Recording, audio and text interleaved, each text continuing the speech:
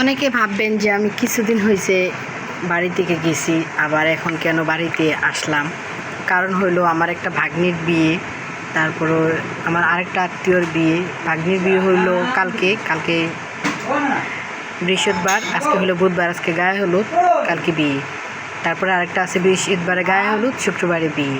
একই দিনে একই সপ্তাহে দুইটা বিয়ে। তো যাই হোক, এই কারণে আমি বাড়িতে আসলাম। এই এক মাসের ভিতরে আমি আসলাম, এক মাস পরে আসলাম। তো কালকে দেখবেন বিয়ের ভিডিও আপলোড করব, কালকে দেখতে পারবেন। আর রাত্রে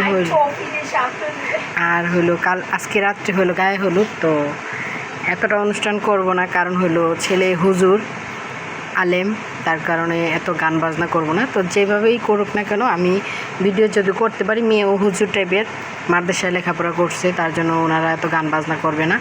তারপরে যতটুকু চেষ্টা করব ভিডিও করার জন্য, ভিডিও আপলোড দেবো আপনাদের মধ্যে। কিসে থেকে জানি পাইছে?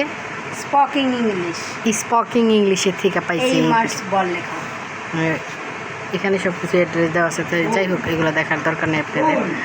তো এগুলো হলো আমার বোন ইংলিশ স্মোকিংয়ের থেকে, মানে স্মোকিং। যাই হোক, আমি তো লেখাপড়া করিনি, ইংলিশ আর এত কিছু পারি না। যাই হোক, সবাই ভালো থাকবেন, সুস্থ থাকবেন। আর কালকে ভিডিওর আপলোড দেবো ইনশাল্লাহ।